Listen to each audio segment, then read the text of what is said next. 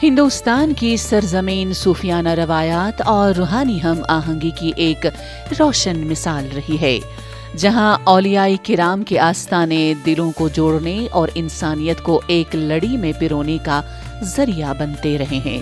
इन्हीं रूहानी मराकिज में आसाम के खूबसूरत शहर दोबरागढ़ में वाक़ा हजरत सईद रोशन अली चिश्ती रहमतुल्लाह अलैह अलमारूफ बोगा बाबा का आस्ताना भी शामिल है, जो बरसों से अमन, मोहब्बत और भाईचारे का पैगाम आम कर रहा है। दूर दूर से आने वाले अकीदतमंद यहाँ सुकून क़ल्ब, रूहानी तमानियत और दुआ की कबूलियत की उम्मीद लिए हाजिरी देते हैं।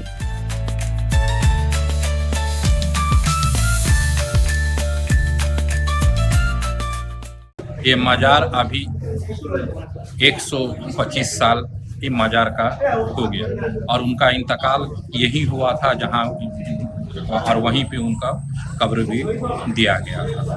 और ये डिब्रूगढ़ का ये जो हम लोगों का बोगा बाबा का मज़ार है, यहाँ सभी धर्म के लोग आते हैं। और यहाँ ऐसा भी था कि बोगा बाबा जहाँ यहाँ अभी इनका जहाँ आस्थाना है, ये एक चौराहा है जहाँ पे सभी लोग आते जाते यहीं पे ठहरते थे, बैठते थे। यहाँ पे एक कुआं भी है पुराना, वहीं पे लोग आते थे, रुकते थे, पानी वगैरह पीते थे। और ये मज़ार के पास में ही हम लोगों का शिव जी का मंदिर है और पास में हम लोगों का हनुमान जी का भी मंदिर है। तो बोगा बाबा के साथ ये मंदिरों के जो साधु संत पुजारी लोग थे, वो सब एक ही साथ बैठ के अपना वक्त गुजारते थे। तो इसका एक बहुत लंबा चौड़ा इतिहास है, छोटे समय में कह के निकल जाना मुमकिन नहीं है। लेकिन यही है कि ये डिब्रूगढ़ बहुत ही शांति शहर है और यहाँ और इस शहर में माने एकता का कई मिसालें हैं।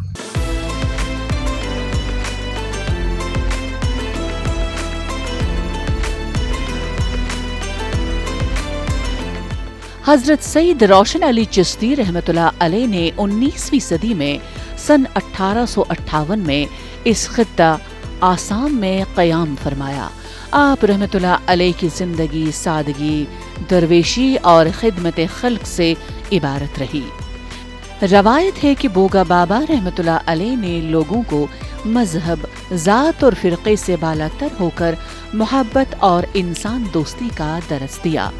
आप रहमतुल्लाह अलैह का विसाल 1900 में हुआ और बादज़ां 1901 में आप रहमतुल्लाह अलैह का मज़ार मुबारक उसी मकाम पर कायम किया गया, जो आज एक मुनज़्ज़म और मारूफ दरगाह की सूरत इख्तियार कर चुका है।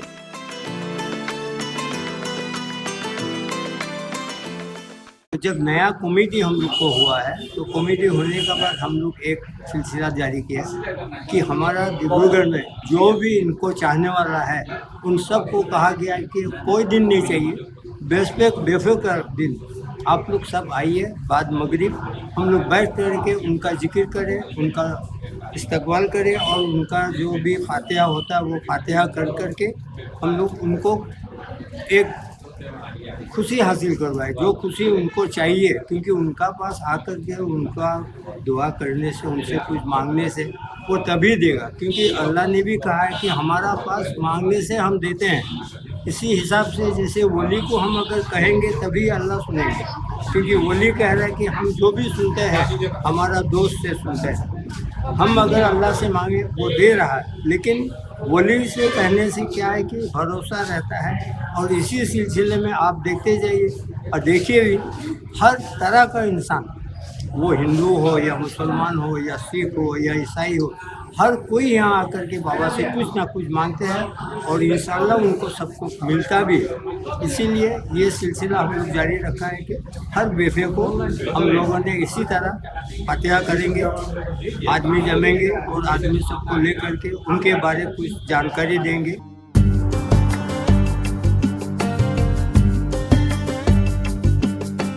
इस दरगाह की एक नुमाया खसूसियत ये है कि यहाँ हिंदू, मुस्लिम, सिख और दीगर मज़ाहिब से ताल्लुक़ रखने वाले अक़ीदतमंद यकसां अक़ीदत के साथ हाज़िरी देते हैं।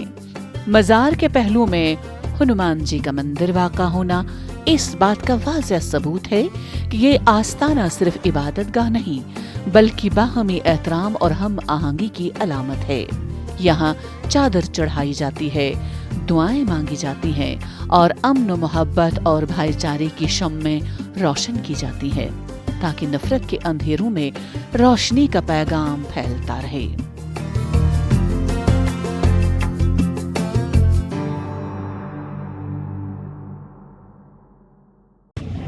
हम लोग यहाँ आपका बगल में ही रहता है और हम लोग आपका बगलवा मजार में सिंस अवर वेरी चाइल्डहुड हम लोग आ रहा है और आप देखिए बगलवा मजार में बगल में उस पर एक प्राचीन शिव मंदिर है, उधर हनुमान जी का मंदिर है, उधर काली माई का मंदिर है और ये बगलवा मजार हमारे डिब्रूगढ़ के कम्युनल हार्मोनी का रिलीजियस सिंक्रोनिज्म का एक आपका सिंबल है, प्रतीक है। और हमारा जो असम है, असम को अंकोडेव एंड अजंत फकीर का देश बोलता है। और इधर और जो ये आपका जो बगलवा का मजार है, बगलवा मजार ये इस और जो हमारे हिंदू मुस्लिम संस्कृति का गंगा जमुना तहजीब का एक प्रतीक है। और अगर आप रिलीजियस पॉइंट ऑफ व्यू से आप देखें तो बगलवा मजार में जो भी मन्नत मांगता है बाबा की कृपा से उन लोगों का मन्नत पूरी है। और मोस्ट इम्पोर्टेंटली बगलवा मजार हमारे डिब्रूगढ़ का एक अब इवेंचुअली एक आपका एक अच्छा टूरिस्ट डेस्टिनेशन भी बन चुका है।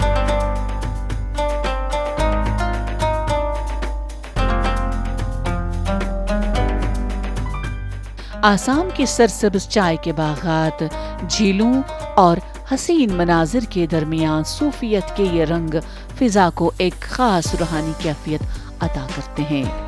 बोगा बाबा रहमतुल्लाह अलैह के आस्ताने पर आने वाले अकीदतमंद इस बात पर यकीन रखते हैं कि यहाँ मांगी गई दुआ खाली नहीं जाती। यही वजह है कि ये दरगाह आज भी लोगों के लिए उम्मीद, यकीन और रूहानी ताकत का मरकज बनी हुई है, जहाँ मजहब की हदबंदी खत्म हो जाती है और सिर्फ इंसानियत बाकी रह जाती है।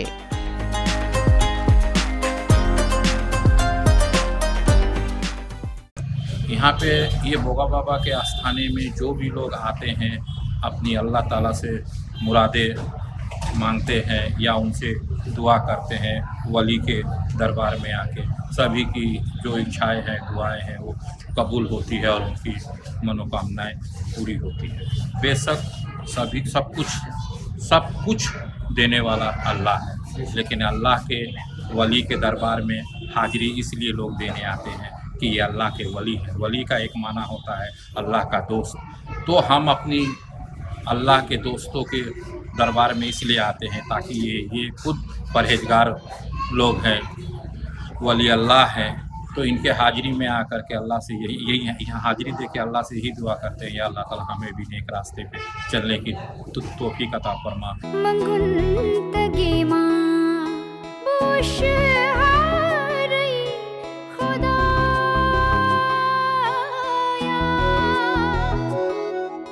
इसमें कोई दो राय नहीं कि तसव्वुफ एक इस्लामी तसव्वुर है और मुसलमानों का एक बड़ा तबका अमलन या रवायतन इससे जुड़ा हुआ है। सूफीज़म की तालीमात बुनियादी तौर पर खुदा की वहदानियत के गिर्द घूमती थी, जो मक्कामी तसव्वुरात से भी कुछ मुनासिबत रखता था।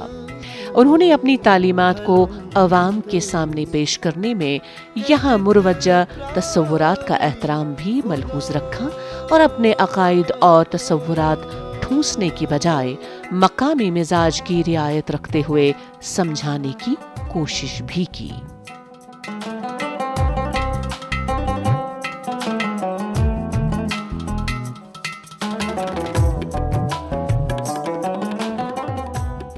कुरान परान कोनो मुदुक, कुरान परान गोइनो सूर, कुरान परान कोनो मुदुक, कुरान परान गोइनो सूर, कुरान परान जिंद के थुरूदुक, कुरान परान दुद मंसूर।